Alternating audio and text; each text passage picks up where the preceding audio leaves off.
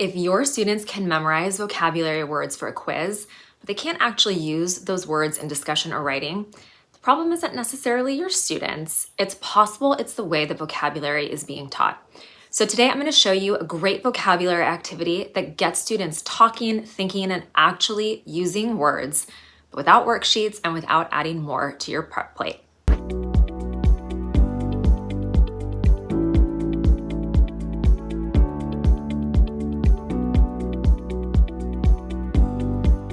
So vocabulary instruction usually breaks down when we treat words like isolated definitions, right? We're doing matching, memorizing, weekly lists. They might help students recognize a word for a short period of time, but they don't help students own that word. And if students can't use vocabulary in speaking or writing, then it's not really learned. Vocabulary sticks when students see words in context, when they talk through meaning, and when they make connections between words. And that is exactly what this activity is designed to do. So this is a vocabulary puzzle activity that we created for our EB teachers in our membership, and it reinforces Tier 2 vocabulary. Now, at first glance, it looks really simple, but the power is in how students interact with it. So instead of matching definitions, students are actually assembling a puzzle by connecting vocabulary, words, synonyms, and even phrases. And the key is that those matches aren't always obvious. So students really have to think about it. So let me show you what this actually looks like in practice, because this is where the magic happens. So let's say students are working with the word content, which means feeling calm, satisfied, at ease. And they're trying to decide which piece matches the best. I might give them options like satisfied, relaxed, fun, memories. So now students are looking at these and thinking, okay, fun doesn't really fit because that's more about excitement, and content is more calm. Memories doesn't fit, that's not even a feeling. So now they're down to relaxed and satisfied. And this is where the real learning happens. A student might say, well, I think satisfied is the best match because the definition literally says feeling calm and satisfied. And then maybe another student says, well, yeah, relaxed is close, but it doesn't fully capture the sense of being like fulfilled. So notice what just happened. Students had to compare meanings, eliminate wrong answers, justify their thinking, and explain why one word is better than the other.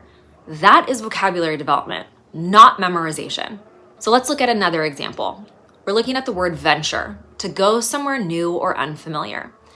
Now, students might be choosing between explore, stay, and relax. A student might say, well, I think explore fits because both involve going somewhere new. And then I would jump in and ask, okay, well, why? What's the difference between venture and explore? And now we've taken it one step deeper, because venture has a sense of risk and explore doesn't always, right? And this is exactly what students are doing as they build this puzzle. They're testing ideas, they're making connections, they're talking through meaning until everything fits together into the final shape of the vocabulary star. And here's what's really important. Not every synonym is a perfect match. So students really have to think. They cannot just guess. So as students are working, here's what you might be doing as the teacher. You're not necessarily given answers. I might be asking, well, why does that fit? Is there a better match? What makes this one stronger? How do you know, right? I'm coaching their thinking in real time. And the core pedagogy behind this is that it gets students talking, right? Students have to justify their thinking, explain their reasoning, and sometimes even disagree with each other. That type of academic talk is what actually strengthens their vocabulary. It's also super flexible and low prep. You can use this independently with partners and stations. You can swap in your own vocabulary words. It fits right into what you are already doing. It also builds real world knowledge, right? Students are learning how to use context, how to analyze meaning, bridge understanding between words. And that's what makes vocabulary transfer into reading and writing. The other thing I love too is that it's built-in support for English language learners. The phrases included in the puzzle expose students to common expressions, idiomatic language, neutral phrasing, which is huge for them for language development.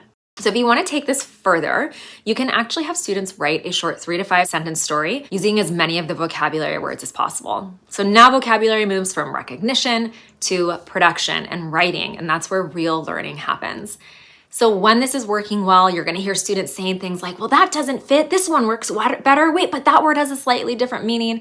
And later, those same words start showing up naturally in their writing. So if you are looking for a vocabulary routine that actually builds understanding and doesn't rely on worksheets, this is a great place to start. And if you want more strategies like this, make sure to hit subscribe where you're watching this video. And a reminder with this activity that students are not just learning vocabulary, they're learning how to think about words.